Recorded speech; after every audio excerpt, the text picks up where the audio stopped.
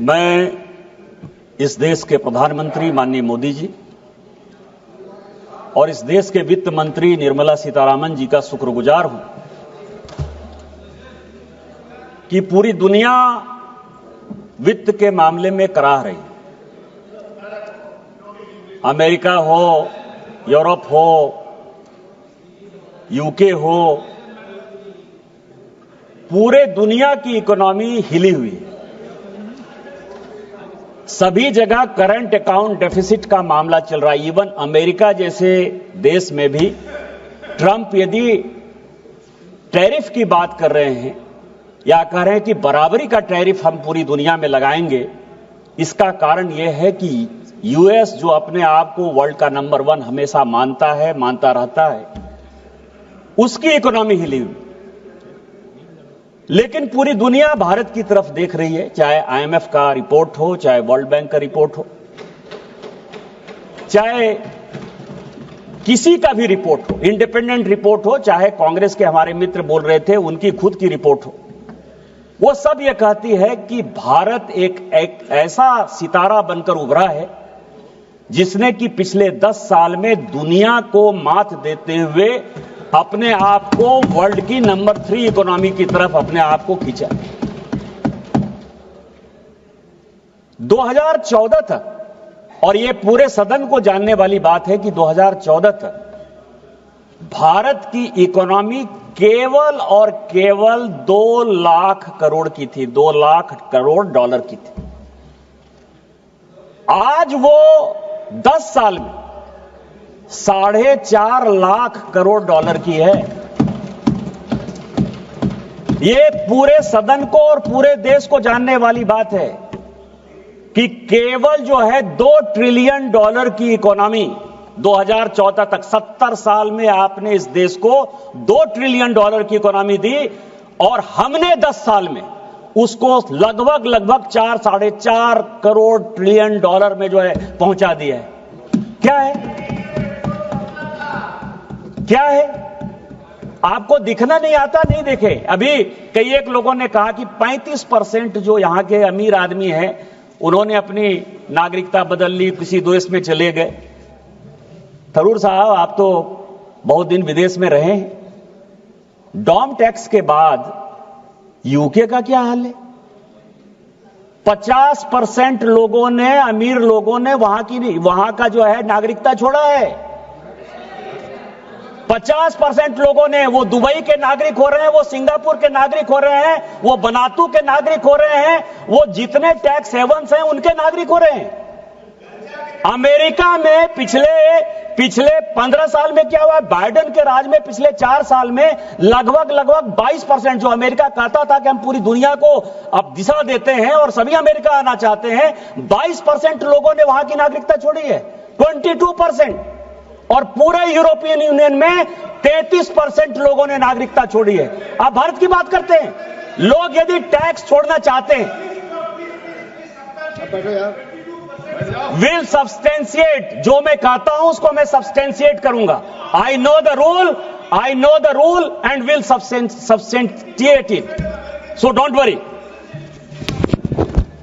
ये जो है ये जादूगर का बजट नहीं है, ये मजदूर का बजट है।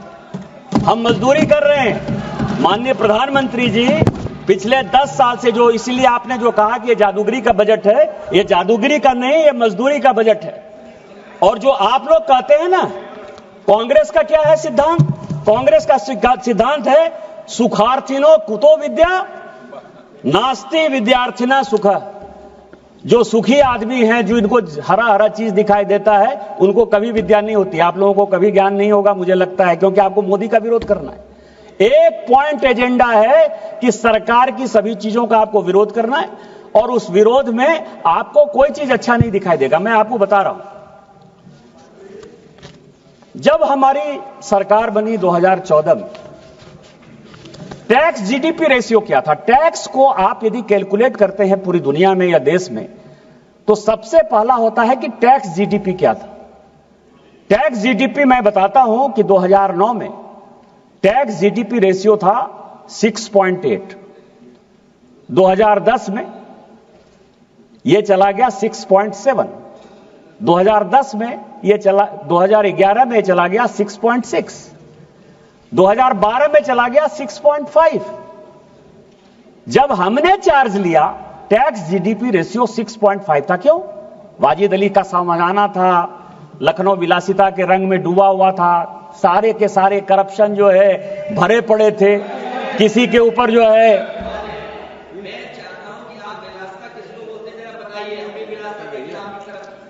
अध्यक्ष महोदय,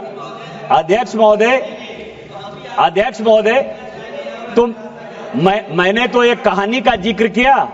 उस कहानी में वाजिद अली शाह लखनऊ के नवाब हुआ करते थे और उनके ऊपर जो कहानी लिखी गई वो कहा गया कि आज टैक्स जीडीपी रेशियो लगभग 11.7% पर है।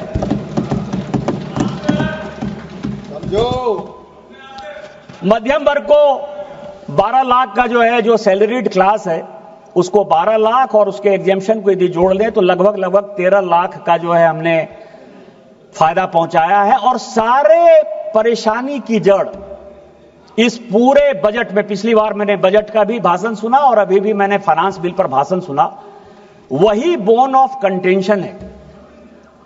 आज आप टैक्स कंसेशन, टैक्स रिबेट, मध्यम वर्ग, गरीब सबकी बात करते हैं।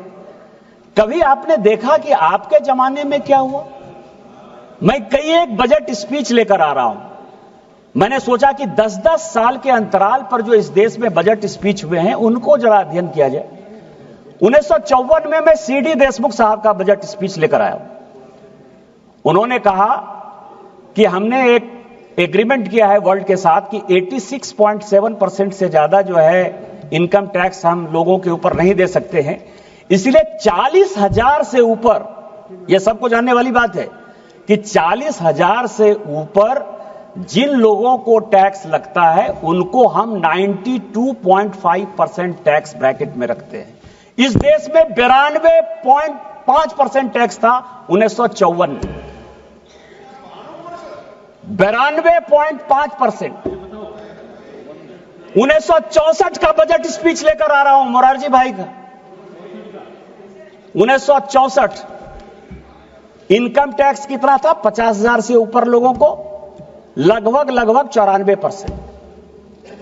और फिर मैं 1973 का श्रीमती इंदिरा गांधी जी का बजट स्पीच लेकर आया हूं 1973 में। वो कह रही है कि 94% से कम में काम नहीं चलेगा।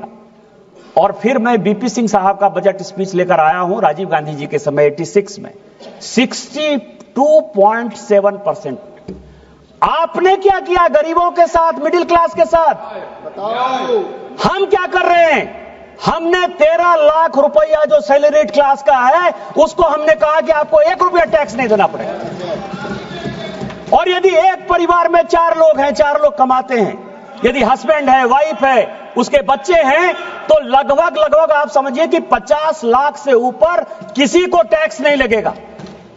और कौन ऐसा परिवार है इस देश में, कुछ लोगों को छोड़ दीजिए 2%, 3% को, जिसके यहां की 50 लाख से ज्यादा इनकम है? आप क्या बात करेंगे? दूसरा मैं लेकर आया हूं कॉर्पोरेट। अभी बहुत बड़ी बात कही कॉर्पोरेट। इस देश को जानने वाली बात है कुछ चीजें। 1966 में रिलायंस, हमारे सरकार को बहुत कहा जाता कि अडानी की सरकार है, अंबानी की सरकार है। जब अपोजिशन में, जब कांग्रेस इधर थी, जब कांग्रेस थी तो हम भी कहते थे कि ये टाटा की सरकार है, बिरला की सरकार है। इस देश में जानने वाली बात है कि 1966 में रिलायंस इंडस्ट्री आई 66 में, और 98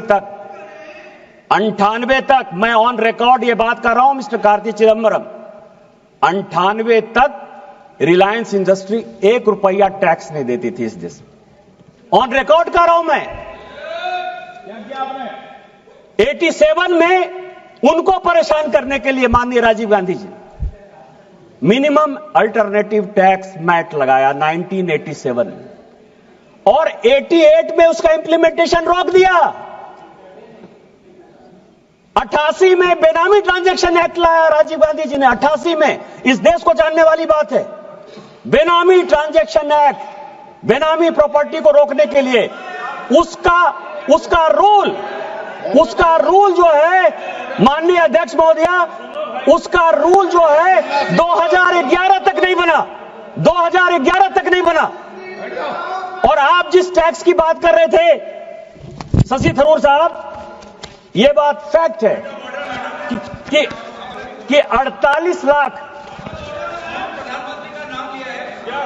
हाँ बोलिए बोलिए बोलिए, मैं बैठ जाता हूं, बोलिए। बजट पेश किया तो नाम नहीं लगा। बोलिए कौन सा पॉइंट है, नहीं पॉइंट बताइए ना, ये पॉइंट बताएंगे ना। नंबर 2 मैडम 352 स्वर्गीय प्रधानमंत्री पर ये जो आरोप लगा रहे हैं कि एक विशेष कंपनी के मद्देनजर रखते हुए एक सरकारी कानून लाया गया है, ये पूरी तरीके से उनके छवि को धूमिल करने का माननीय लगा रहे हैं, कोई आरोप नहीं लगा रहे हैं। निशिकांत जी कोई आरोप नहीं लगा रहे हैं। फैक्चुअल पोजीशन देना है, फैक्चुअल पोजीशन देना कोई आरोप नहीं होता। फैक्चुअल पोजीशन देना कोई आरोप नहीं होता है। ऑन रिकॉर्ड है। देख प्लीज माननीय सदस्य, मैंने अगर ऐसा कुछ होगा तो देख। मैंने सभापति महोदया, मैंने सभापति महोदया कोई आरोप नहीं लगाया। मैंने कहा कि माननीय पूर्व प्रधानमंत्री राजीव गांधी जी, मैं उनका बहुत सम्मान करता हूं और सम्मान करना भी चाहिए, इस देश के प्रधानमंत्री रहे। मैंने कहा कि उन्होंने 1987 में मैट लाया, उसका इंप्लीमेंटेशन रोक दिया। मैंने यह कहा कि 88 में वो बेनामी ट्रांजैक्शन एक्ट लेके आए और जो कोई भी यहां कानून बनता है उसका एग्जीक्यूटिव ऑर्डर निकलता है, रूल्स निकलता है। 2011 तक ये रूल्स नहीं बना। मैंने तो केवल इतनी बात कही कि जब आप कोई एक्ट बनाते हो तो उसका रूल बनाओगे ना, उसको इंप्लीमेंट करोगे ना। उन्होंने 48 लाख करोड़ की बात की है मैडम। ये जो टैक्स है ये केवल दुनिया को दिखाने के लिए आप टैक्स पे रेट करते हो और किसी के ऊपर, मैं आपको बताऊं कि उसमें से 48 लाख करोड़ का जो टैक्स बाकी, उसमें 43 करोड़ रुपया, 43 लाख करोड़ रुपया जो नोशनल है, जो आपने कहा कि यदि आ जाता तो फिस्कल डेफिसिट कम हो जाता। मिस्टर थरूर, मैं आपको बताऊं, उसमें एक जो बिल है लगभग 1,10,000 करोड़ का हसन अली का। हसन अली कौन था? काशीनाथ टपोरिया कौन था? एक घोड़ा का व्यापार करने वाला आदमी जिसने कि 2007 तक कोई इनकम टैक्स नहीं दिया। साथ में आप उसके यहां रेड करते हो पूना का और उसके ऊपर जो है चार्ज लगाते हो और वो टैक्स आप कहते हो कि कभी 74 लाख करोड़ रुपया देना है, कभी कहते हो कि नहीं 1,10,000 करोड़ रुपया देना है। इस तरह से ये जितने टैक्स हैं वो 80 के पहले के हैं। और मैं आपको बताऊं कि उसमें एक टैक्स जो है, अब मैं आपको एक पढ़ के बताता हूं, मैं नहीं बोलना चाहता था, अब आप पढ़ो सुनो। उसमें से एक टैक्स जो है बिन चड्ढा का भी है, बोफोर्स का है। मैं आपको पढ़ देता हूं, यह क्वेश्चन है। यह क्वेश्चन पूछा गया 25 फरवरी 2011 और क्वेश्चन पूछा, अनस्टार्ड क्वेश्चन है। उसमें यह पूछा गया कि whether the Bofors case is also lying in the income tax tribunal, if so the details thereof and time since when the case is pending along with। और उसके बाद पूछा गया कि whether the Central Bureau of Investigation has not taken this case seriously। यह question पूछा गया और उसका जवाब आप ही की सरकार, आपने कहा कि हां यह बात सही है कि 87, 88 से लेकर 93, 94 तक इनकम टैक्स डिपार्टमेंट ने विन चड्ढा के ऊपर, हिंदुजाज के ऊपर, एसके भटनागर के ऊपर, ये बड़ा केस है और इसके ऊपर जो है इनकम टैक्स ने बताया कि उन्होंने इलीगल तरीके से बोफोर्स के जो किकबैक आए थे उसमें से पैसे नहीं दिए, वो आज भी पेंडिंग।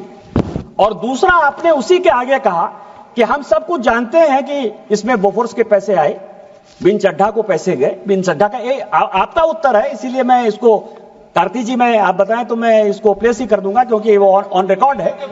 लेकिन वो आप कह रहे हैं कि इसके बावजूद भी जितने एक्यूज थे बोफोर्स के, इंक्लूडिंग कोत्रोची, हमने सबको क्लीन चिट देके बाहर कर दिया सीबीआई में। ये आपका जवाब है। आप हमारे ऊपर चार्ज लगा रहे हो कि 48 लाख करोड़ रुपया कहां गया, 43 लाख करोड़ रुपया कहां गया। और इसी तरह के नोशनल टैक्स लगाकर या नोशनल बातें बताकर आप मुझे परेशान करना चाहते हो, इस सरकार को परेशान करना चाहते हो, सरकार के नीतियों को परेशान करना चाहते हो। और इस देश को जो कि हम वर्ल्ड की नंबर 3 इकोनॉमी बनाना चाहते हैं, उसके लिए जो है आप परेशान कर रहे हैं। बर्दाश्त करो, बर्दाश्त करो, बर्दाश्त करो। जी जी, ये भर्तरी माता साहब कुछ बोल रहे हैं।